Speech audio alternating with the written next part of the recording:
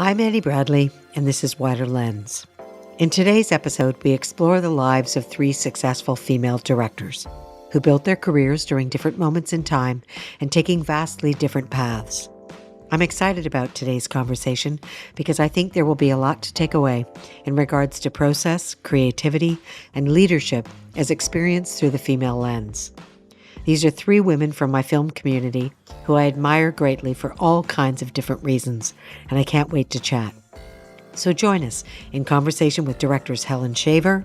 Most often when I walked onto a set, I was the first woman who'd ever directed the crew. Danishka Esterhazy. So I went over to the Winnipeg Film Group and I said, I want to work in film. And they were like, well, you can take this class we do called the Basic Workshop. And you learn every role on set. You make a couple short films and we teach everything about set etiquette, everything. And I was like, great. It changed my life. And Sam MacAdam. In terms of representing all women, I kind of say F that when I'm on set because this is too much pressure to take on. I don't even think about that I'm female coming onto something anymore. I just think of it as a human level. What's the story we're trying to tell? As we get real about women in the director's chair. In this present moment of change, we dig into how we define ourselves, take up space, and inspire ourselves, our peers, and hopefully the next generation. Samantha, why don't you talk to us a little bit about your path? And then Helen and Danishka. I started wanting to be an actor, but honestly, truthfully, I knew I didn't have the talent for it. I just liked being around set. So I was like 15 or 16. I had to go through newspapers and I would see like calls for extras. And my granny, who's still around, would come with me and we'd go on set. And that was kind of my first taste of the world. And I just absolutely loved it. I didn't really know how to fit in it because I knew I couldn't act because I had no talent. So I didn't really know like what positions I could do. And my background in world is very conservative, like my family and friends. No one came from that world. And yeah, I had just had no clue. But I ended up like stumbling my way through getting a job eventually as an editor in broadcast. And the reason why I did editing, truthfully, it scared the crap out of me because I'm not technically very strong. And that was a big part of it. This is like I was working for fashion television and Star TV, but I went into it because I knew some female editors. That's why. So I'm like, they're doing it. And then I knew Quentin Tarantino had a female editor. So that's honestly why I went in it. And I eventually learned the technical, but it was the creative. At the end of your piece, people would come in and they change the music or they rip it apart, which was fine. But it made me realize, I really want to tell my own stories. I still stuck in it for a while, trying to figure out what avenue to take. It's funny, but when I got pregnant and had my daughter and she was a newborn, that's when I really said, I'm making the plunge. And a lot of people told me when you have kids, you have to give yourself 6 years out by the time you have them, recuperate. And I was like, initially very worried by this. So I was very intentional when I decided to make the jump that I was going to make that jump. And it was for my daughter. This is honest to God truth. It sounds cheesy, but I have to tell her that she can do anything. So I was like, how am I going to do this? So funny enough, a place where I was working as an editor had a call to write the story for this animated feature film.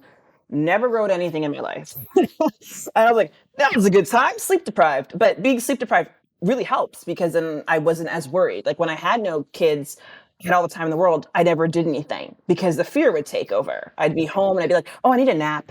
Oh, I got laundry to do. Oh, let me go for a walk because you can do that. But when I had my daughter, I was like, I got an hour window.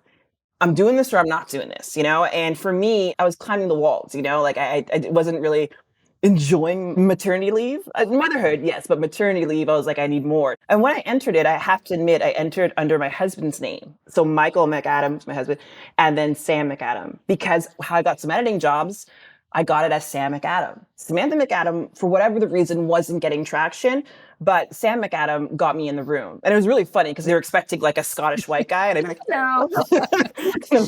Like, yes, it's me. So I went by Sam and now I kind of do just because it's shorter and I like it. So yes, I entered with my husband. We won and got a lump sum of money. And then from that, I guess, had the taste that I wanted to direct my own thing. And because I wrote one thing and it actually came to be that I won, the franchise too was a net job it's an animated feature film with Will Arnett and Maya Rudolph. So I felt some power and value in myself. I can do this. And I remember I bought a treadmill, which I never used, but it was a reminder. It was a reminder, like your imagination can buy things and this could be a tangible path. Because I come from a very conservative family where it's like, what are you going to do with TV? It was unheard of to go the way that I was going. So it was doubly like scary. And then, my upbringing since high school, I was paying for my uniform and stuff. So money scared the shit out of me. Now I have a child to pay for and a mortgage, and that stuff was weighing on me. But while I was on mat leave, it was like a safety zone because I can't work anyways, right? So like, I could do whatever I wanted. So that's when I applied for my first grant, and it was for women in film. And the story that I was doing was about three dads who find a positive pregnancy test, and it's like a Will Ferrell, Adam McKay kind of raunchy comedy. I have no idea how I made it into the showcase. Didn't win, but I had a presentation, and all my years from editing, and then the time that I just started writing, I wrote this short. I edited a fake trailer, and I was the only one who presented a fake trailer, and it really sold the concept. And then in the audience was Bell Media, and I ended up winning my first grant to make the short film. And then I had the balls to email actors, 'cause again, I've never done anything before, and I'm like, let's see how this goes. Like, I mean, I did commercials and promos, but this is my first go as me leading the helm and my voice and my story. And I love those comedies, and I found that I was just not getting any traction anywhere. No one was hiring me, but they weren't even entertaining me. Like, I wasn't involved in the conversations, and I was tired of waiting. And again, I had my daughter, and I was home on mat leave. So I'm like, what do I have to lose by doing this? And it was keeping me sane that I was entering something. So I just cold emailed comedian, actor, and Family Feud host, Jerry D. I just cold emailed him the script. And when he said he liked it, I was shocked because here's this vet comedy guy. And again, I'm new to the game. And he came on, and then we shot it in my house around my daughter's bedtime. From that, again, I ended up editing the film and made a trailer for it, submitted it. I remember my lovely producers were like, let's go to all these festivals. I'm like, I have a newborn. I can't. And I didn't really want to. I was kind of tired. I was like, I'm just going to submit to like 4. And I did. And I was so lucky that the first one I got into was Just for Laughs. It premiered there, and Kevin Hart's showcase. Met Kevin Hart. I remember he's on stage and he said my name and everything. And I was like, oh, filmmaking is easy. That was really my first like super lucky path. And that happened, it just fueled me for all the years to come, because that was something when I had, just given birth, I never would have thought in a few months I'd be in this room with this comedy giant who I loved and his type of comedy that I loved. And he'd be, I was a top 5 finalist out of 650 films. It was in Montreal, but I was the only Canadian finalist, which was so interesting. And I was the only female as well. So yeah, it just kind of fueled me. So that was my real launching pad into directing. I love so much about this, but I love it because it is the personification of leap and the net will appear. That whole thing of there are so many things that stop us from taking what we want, what we really want. I mean, there's social pressures, there's, the role of women, there's the role of motherhood, there's all of these things. But if you want somebody to get something done, like just ask a mother because they have that finite amount of time and that sort of thing. Thank you for sharing that, because once again, that is like, in some ways you could say, and I say this not in this, but ignorance is bliss. Like, if you don't know you're doing something, sometimes that's the best thing in those initial days when you just believe, because in the beginning, we want our ideas to be recognized and we want people to hear our voice, et cetera. But I think developing your own voice is a very important message for everybody. And it'll be a theme today for sure. So, origin story. So this is like 1972 or 73. I was working in theater, and one of my directors said, oh, there's this Mexican guy who comes into town every couple of years, hires all the unemployed actors. And what he would do is bring all the stars from Mexico. He wrote the script in Spanish. It was translated directly into English. And then we did it. And then they dubbed it back into Spanish and sold it to Japanese TV. We're talking Series B film, C film probably. But anyway, it was the first time I ever walked on a set, February 50 years ago. And I loved everything about it. I loved the fact that as human beings, we were actually making something together. I loved the magic of it. And my acting career went along. And in the course of the next 25 years, I worked with some of the world's greatest directors. I worked with Scorsese and Schlesinger and Peckinpah and Rosenberg. And it wasn't until I was 33, for the first time in my entire career, including commercials, television shows, theater, and feature films, for the first time I worked with a woman as a director, and that was Donna Deitch. And we did Desert Hearts in 1984. That was a remarkable experience, because all experiences aren't remarkable, as we all know. And I loved the whole process, so I was never sitting saying, bring me when you're ready. I was there saying, oh, wow. So what's that? Can I look through the camera? Because anytime I ever read a script, I saw a movie, as all actors do. You read the script, you see the movie. Unlike the theater where you give your performance to the audience and it is your whole performance, as an actor, you give your performance to the director. And worthy or not, that person is going to take the pearls that you put there and they're going to make whatever kind of necklace they want out of it, right? Right. Then when I was 45 years old, I met with a woman. We wanted to work together, her as a manager. By this time, I was in Hollywood and I'd had quite a career there. She said, first of all, you'd have to tell me what you want. You're a nice Canadian girl born in 1951. I said to work with nice people and da, da, da, da. And she kept saying, what do you want? What do you want? What do you want? And finally, I heard myself saying, I want to direct. I want to direct. I want to make the movie, I want to make the set because the director holds the whole set, right? That's what we do. As a director, I can set the tone on the set. As an actor, I can influence it, but I can't set it. I can't create kindness in other people. So she said, okay, great. Now we have a 5-year plan. And I said, well, how does that work? She said, well, you're going to take a huge cut in pay. So you need to bank some money because by this time I had a child and a mortgage and all that stuff. It was actually in that period that I did the craft as an actor. And then I'd done the pilot with Beau Bridges and White Bridges for Outer Limits. And we all got a bunch of awards were nominated. The guy at the head of that company called me and said, oh my God, I had an epiphany. I'm doing a series and you have to play the lead in it. He made it sound really good. It was Vancouver, which I loved. And we'd been looking to move our son out of, because I didn't want to raise him in LA. Was that Poltergeist? I loved that show. That was Poltergeist. So I read the script and went, oh my God, I can't do this.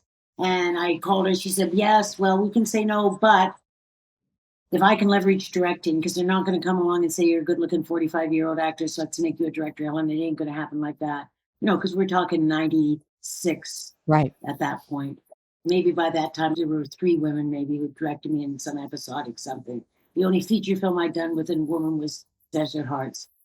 And so she went to work. She leveraged the money part where I was guaranteed payment as an actor for 2 years, no matter what happened to the series. So 44 episodes. They did Outer Limits on the same lot that I could do Outer Limits and the Poltergeist in the first season. And so I said yes, and thus it began. Wow. It seems like everything that you've done over that whole period of time was preparing you for that moment. And I really love when you're talking about, and we'll get into this a little bit later, about the 5-year plan. Like, what do you want? There's a whole other aspect of career building, which we can talk about a little bit later. But thank you for that, because I think that's really, there's one way is like, this is what I have. How do I leverage it to create the opportunity for me that otherwise I probably wouldn't be getting? So Danishka, let's talk about you.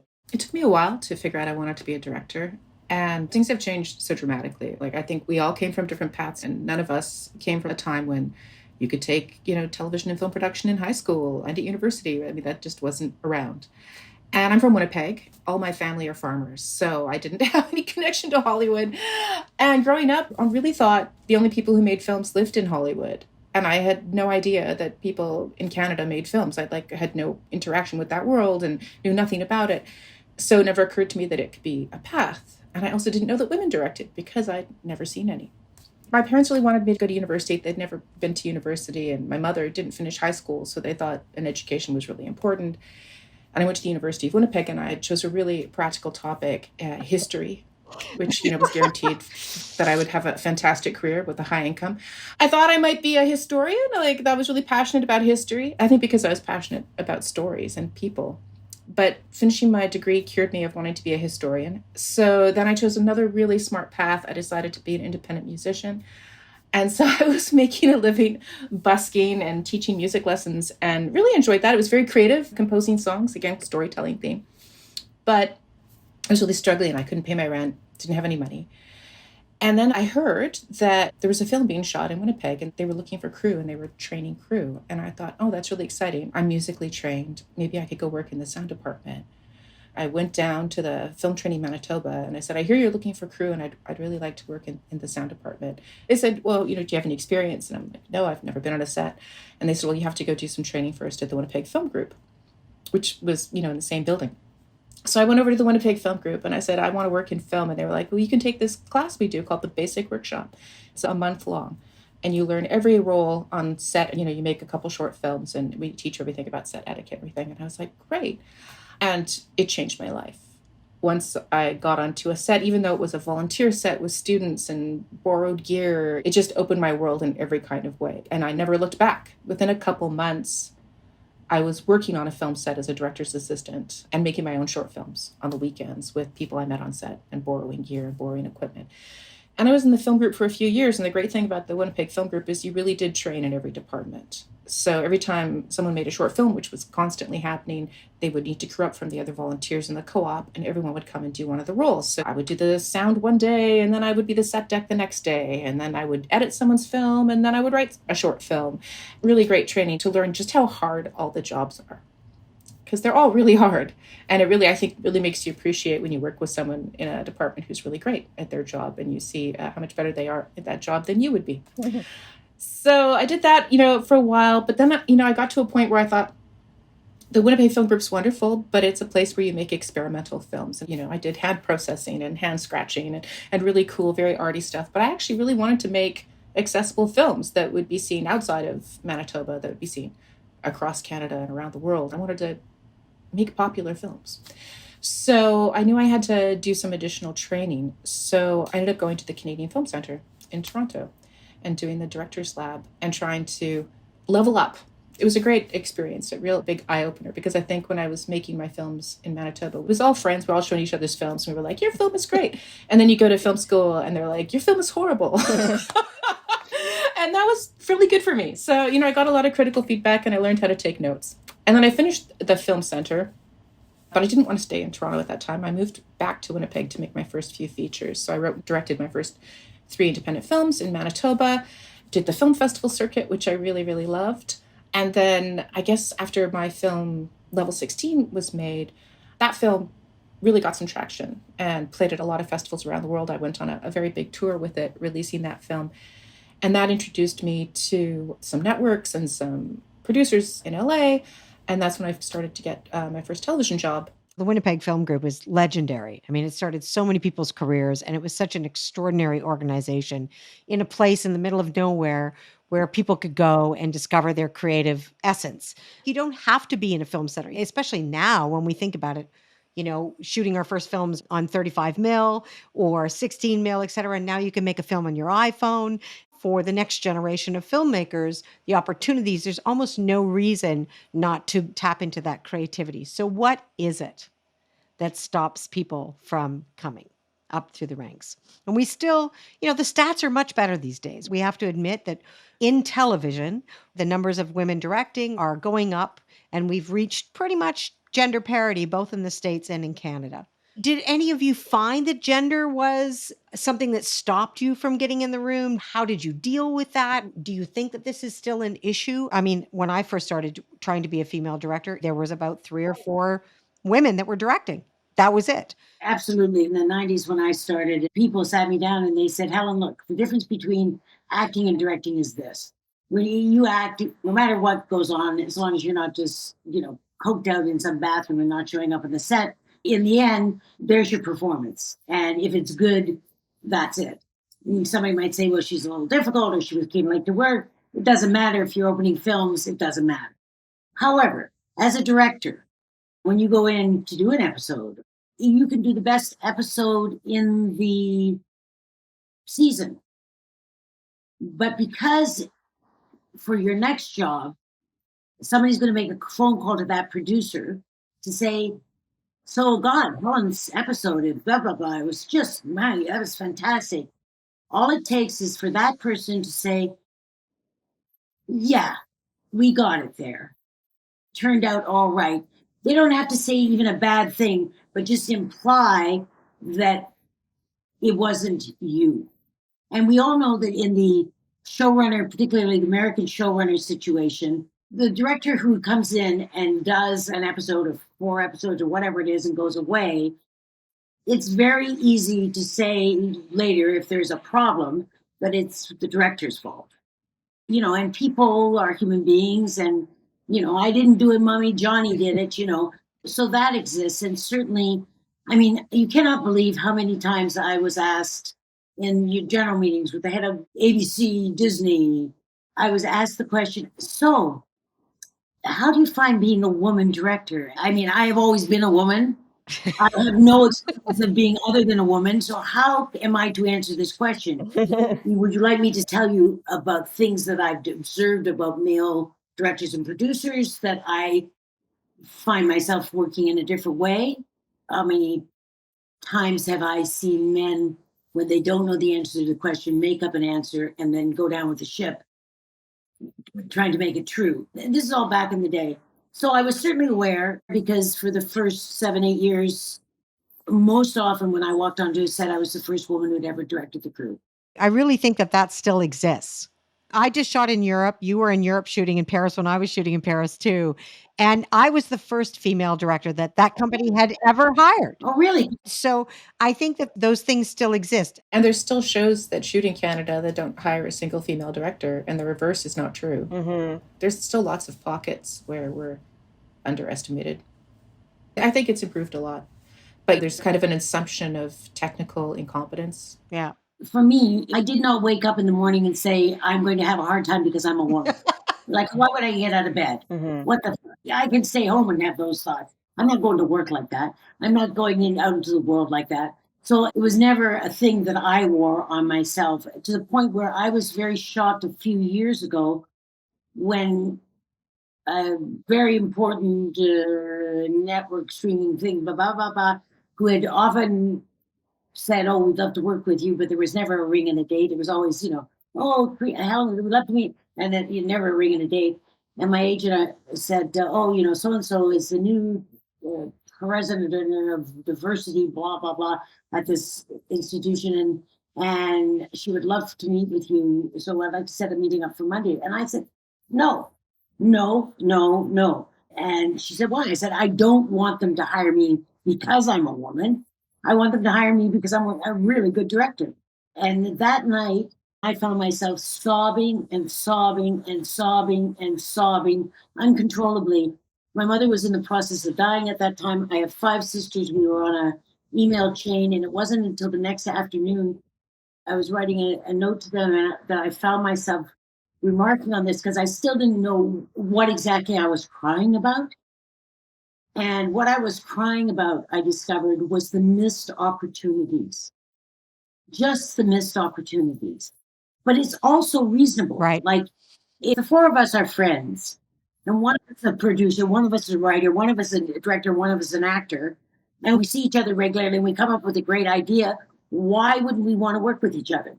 It is comfortable for people to work with people that they already have a language with and an understanding with.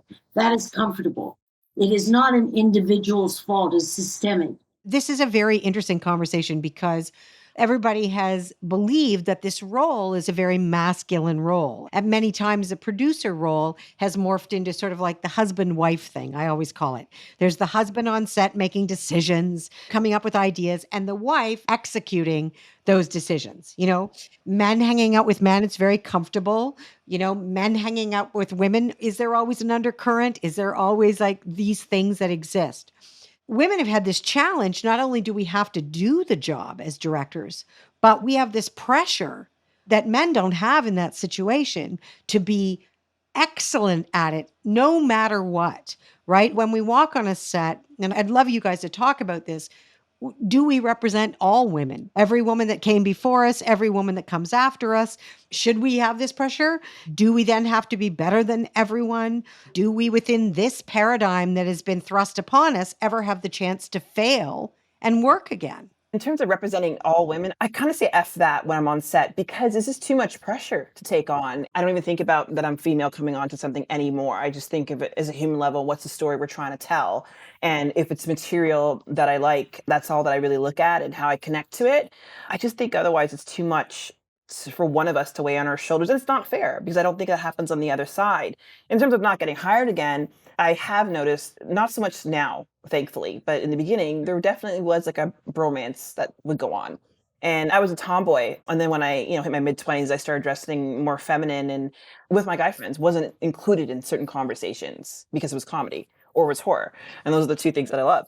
But I feel now that's changed a lot, thankfully. And now there's just so many examples of women in comedy and every genre that I look to. And I'm constantly seeing what they're doing as inspiration too. But I feel like that circle of the network with men was stronger. I can't say now because most of the people that have given me breaks have been men and wonderful men. So they've been opening doors for me as of late.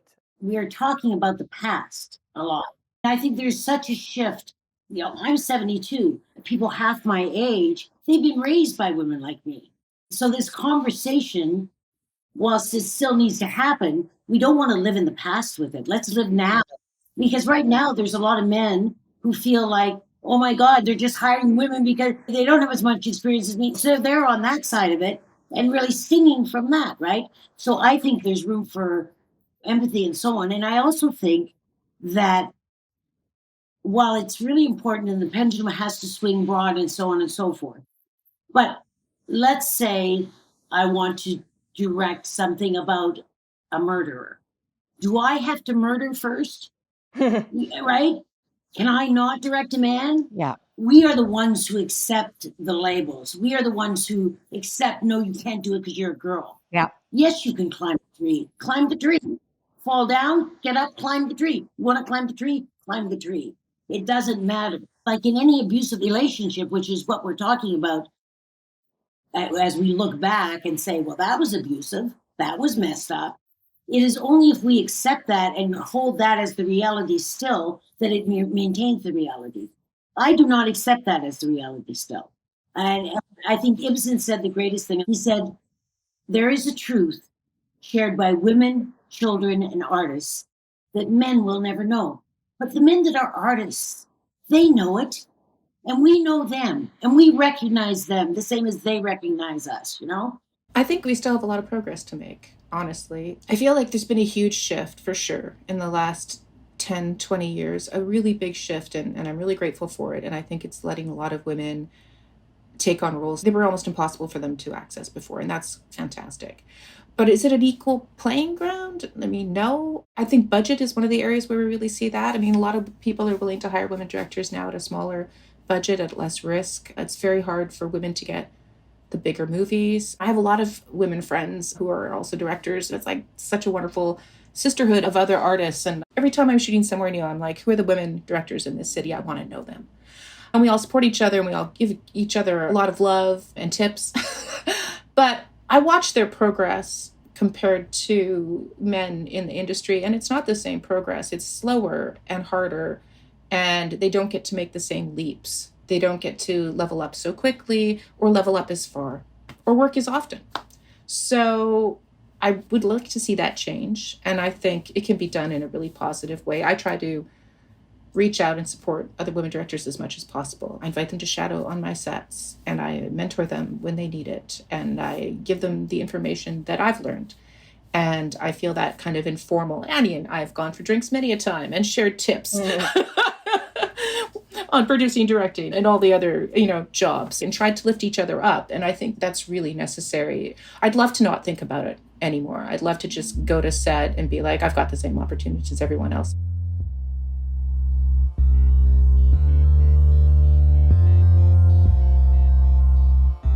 When we talk about the qualities of a great director, I've always said that the director is the truth seeker, right? The director is the person that is digging in deep, trying to articulate and amplify the truth of the story, the truth of the character, the truth of the choice, whatever the truth is of the moment. I took this course with the guy who wrote Taxi Driver, and he said, what's your shit? Annie, what is your shit? And I said, abandonment and identity, because I'm adopted. And I said, those are my themes. So every time you're doing a project or you come up with an idea or whatever you're doing, he said, that is your truth. Like that is what you are trying to make sense of in the world. He said, so everything is filtered through that. It was like this whole weight that came off my shoulders because then I was like, oh, okay, well, that's really easy to pitch. That's really easy to talk about because we're talking about our own truth, about ourselves. And as a director, that just gives you this huge access in from an authentic place, a place of authenticity, which I think resonates, and Helen, you could say this, with actors deeply. You know, when you allow yourself to be vulnerable, which of course is seen as a very feminine trait in the world, hopefully a masculine trait in the future, that vulnerability is kind of like, I always say, our superpower. It's a strength, right? I'm always trying to get people to sort of own what it is that they bring. Women have a tendency not to do that. What do you think your special sauce is?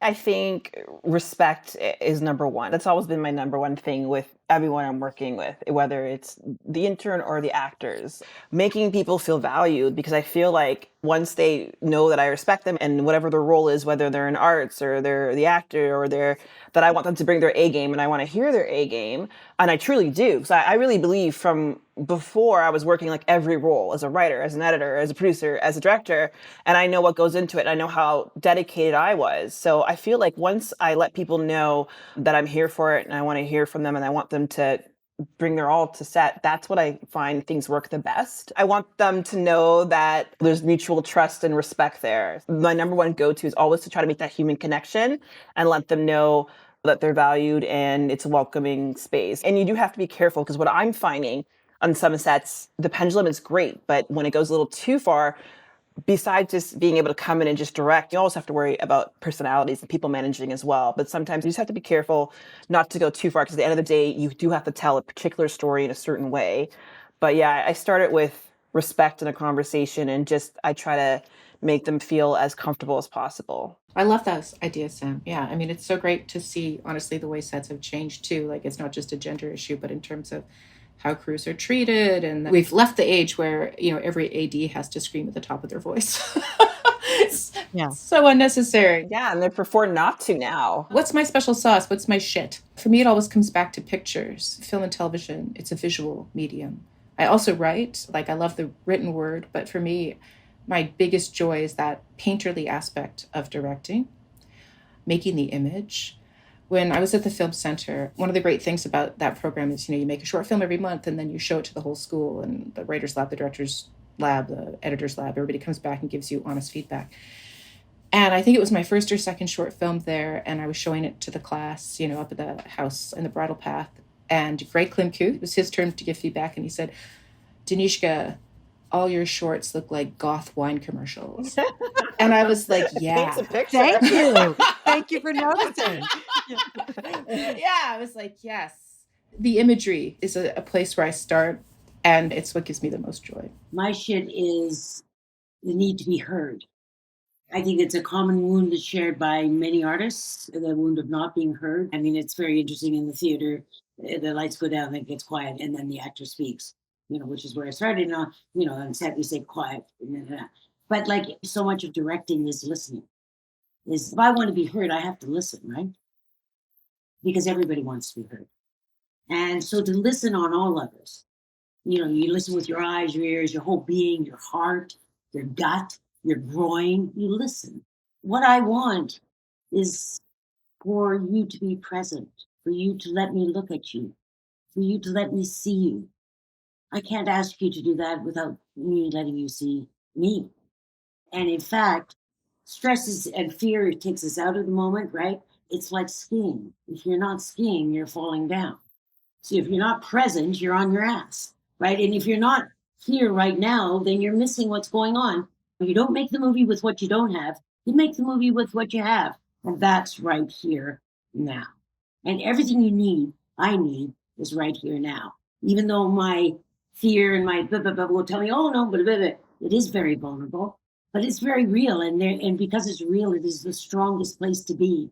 And I feel that not just for the actor, because for me, yes, I begin by, holding the actors, but I hold the whole set, because it's not just the actors that I want everything from. I am greedy. I want all of you. I think what's really beautiful about this is like, once again, there are variables of all of this. But the one thing that we're all talking about is the way to set the tone for leadership. And this is what I love about women. There's not one way to peel an orange, there's like 1,000 variables of it. And we can all, when we talk to each other, when we share stories, it's like sharing strength. And it's like, oh, wow. Like you said a couple of things right there, Helen, that I'm going to take away and now remember every day that I get out of bed and go. And what Sam said and what Danishka said, like, I love as well. Danishka and I share a love of the image. And Sam, I haven't seen all of your work, but like, I also did stand up and I love comedy. And I love that you're doing raunchy comedy. Like, we need more of that. We need that voice, that very strong, specific feminist voice that is like, I'm here and I'm, taking up space and I don't have any problems with being, a potty mouth. I think that the more variables that we have of women in leadership roles, the easier it is to forget that they haven't always been there. And I think that once again, that's really changing the tide in a way. I always say to people always come to me and they say, well, what do you do every day, Annie, to move the needle forward for women? And I go, I just try to be excellent and present. And if people see that, then the next person that happens to be a woman that walks on, or a person of color, or a queer person, or anything else that walks onto that set, they're like, oh, yeah, and that person has an open heart. That crew has an open heart. And they're like, let's see what this person's special sauce is going to be.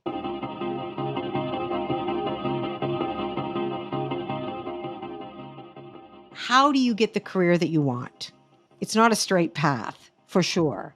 I see it changing, and it's very exciting to see women moving into the genre world and into the big dramas and the big action adventure. And maybe we could talk a little bit about how do you navigate toward the work that you want to do? Ooh, it's such a tricky question, really. It's definitely not a straight line. I feel like my path went all over the place. And in some ways, I'm really glad. It took me a long time to discover directing, and I got to live a life and study music and history and art and literature and care about things and travel. And, all those things are things I bring into my work. So in some ways, I'm glad that my path wasn't totally straight. How do we break down the barriers and move up to the work we want to do? I really honestly don't have the answer to that yet. Like you said, Annie, I just try to make excellent work and hope that that is going to break down those walls for me. I'd love to hear what everybody else has to say. I thought about this a lot, and I think part of it is motherhood, and like I'm like, oh, time goes by fast, so I always try to do any project I do most bang for my buck, So right now, like I want to switch into horror. I don't know anybody. Like I'm in horror. Let's talk. Well, hello, my friend, best friend. But no, I didn't, and I've got this wonderful comedy stuff under my belt, and thank God for Jordan Peele because he's a great example of like who could do both. Because initially I was like, always asked, what do you do? So I was like, I'm just comedy, but I'm like, but I don't want to be just comedy. So what I did is I applied for a grant, wrote a short horror, shot it, and we just finished post production. I'm getting great traction on it. So my first thing was wrote it, applied for a grant because I am like a bit of a snob where there's so much material out there that I want it to look as good as it can be. Like, yes, I could use my iPhone, but I wanted money to hire good people, to get good music, to get, as best looking as it could be.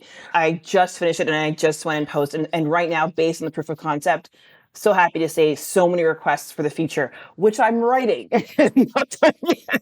And like, so how I find gets me traction is the same thing with prom night, the comedy. Just write it yourself. There's so many grants. There's so many webinars on grants. In Canada, it's so important to know about the grants. I hated that stuff because my brain just didn't work that way. But when I finally realized, hey, if I want to be making my own stuff starting off, I don't want to just be waiting for someone to hire me as a horror director, I got to learn about the grants. And that's what I did. So far, so good. Getting some meetings too with horror people. So we'll see how it goes. Excellent. I've got so much admiration for your writing, and pretty much all my directing has been I get hired. I don't write it. I sometimes produce it. I sometimes executive produce it, but sometimes produce and direct it. But I get hired. And certainly I went through in the early days, oh, well, yes. So she, did Outer Limits. So they thought, okay, that was before cable was cool and it was on cable. So it was like, well, yes, but can you do network? So then I did network. And I ended up producing, directing, judging Amy.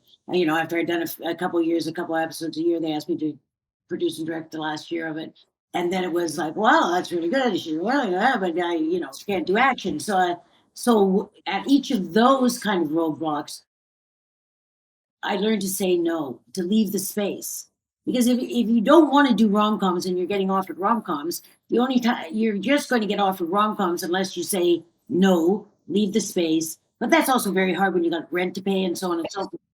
I also want to say, in terms of planning your career, when I look back at my life, never mind my career arcs through, and it's a long arc, right? Had I sat down at 20 or 30 or 40 or 50 or 60 and written down everything that I wanted to happen, that I thought should, terrible word, happen, I would have a pamphlet. Mhm. When I look back, there are volumes. Suit up and show up and find out why you're there is sometimes also a really good thing. Go pay the rent, and who knows whether it is you meet your partner, you connect with somebody who's also growing and is a partner in another way, or a friend. It doesn't matter. Suit up, show up, go do the job. And I have to tell you, for all the television I've directed, I have never made an episode of television. I've made 42.47-minute long movies. You're here. And they've been mine while I made them. And I've learned to let go because I don't have the final cut of them. And I've learned to kill babies. And I've learned every time, not in an embittered way, but to embrace the process and understand you do so many things on your own. For me, part of the beauty is the collective, is the collaboration, is the amazing thing that a writer can think this and that, put some black marks on a paper. I read it, I see a movie, I relate, now we cast, the movie changes. I think that's part of the great thing about filmmaking. I think what I really love too about what you just said is show up. Like all of you today have been talking about showing up in your life, showing up for your friends, showing up for your voice, for your authentic voice, and fighting for that voice, and saying this voice deserves to be heard. And whether it's through distinctive imagery or whether it's through, comedy or whether it's through, beautiful emotional journeys, which any genre can take you on, as we well know. I think that for me, I had a whole other couple of lives before I became a director. And yet I wanted to be a director when I was a 12-year-old girl. That's all I talked about. But I didn't know how to get there. Would I trade all of those experiences and all of that madness that I had, which I think just feeds into the special sauce on a day-to-day basis? Never. Never would I have changed how the past happened for me. I'm once again a big advocate of the future and what am I going to do next and how am I going to show up today? And I think that a lot of times people try to say, well, I need a plan. And I go, the plan is that you keep doing it because you can't do anything else. You keep doing it because you love what you do. And Mhm. every job teaches you something about yourself, teaches you something about your strengths and your weaknesses. And you never know what that job is. Sometimes I've met people on jobs that I thought, oh, I shouldn't be doing this job, but I need to. And they've been instrumental in moving my career forward at a much later date. I think it's a circuitous route. It's a route of exploration. Directing is a route of discovery and curiosity and empathy. And I love the fact that we all need to learn how to say no. It's scary to say no sometimes, though. I'll be honest. Like starting out, I would have directed anything, and I did so much stuff for free. And Yeah. like Helen was saying, it's the money which is a factor. But thankfully, yeah, you eventually get to the space where you can start to say no, which is great, and then you can really hone what you want to do. Yeah. Well, listen, I think that we've talked about a lot of wonderful things. I think it's been a great conversation, and it's been a conversation about process and about creativity and about femininity and about, the female spirit. At its heart, the most important thing, the fact that we're just directors at the end of the day. We're just storytellers and we're just seeking the truth. And I want to thank you guys all for being here. I'm a huge fan of all of you. I wish you nothing but greatness going forward and happiness and joy in what you do. And I hope we can do this over a drink the next time. That would be great. Yes, please. Yes, Mama needs to get out. This podcast was produced by Katie Jensen at Vocal Fry Studios. Our video producer is John Packman. Our executive producer is Anne-Marie Stewart. And special thanks to Aviva Cohen and Laura DiGirolamo at DGC Ontario. And I'm your host, Annie Bradley. We'll see you next time on Wider Lens. We would like to acknowledge that we are situated in Takaranto and are grateful to be working on this land. We acknowledge the land that we are recording this podcast on today is the colonized territory of many nations, including the Mississaugas of the Credit, the Anishinaabe, the Chippewa, and the Haudenosaunee, and the Wendat peoples, and is now home to many diverse First Nations, Inuit and Métis. We also acknowledge that Takaranto is covered by Treaty 13 with the Mississaugas of the Credit. These treaties and other agreements, including the Dish with One Spoon Wampum Belt Covenant, are agreements to peaceably share and care for the land and its resources. Other Indigenous nations, Europeans, and newcomers were invited into this covenant in the spirit of respect, peace, and friendship. We acknowledge and share our gratitude to the First Nations, Métis, and Inuit peoples of Canada, caregivers of the land, and keepers of its stories for thousands of years.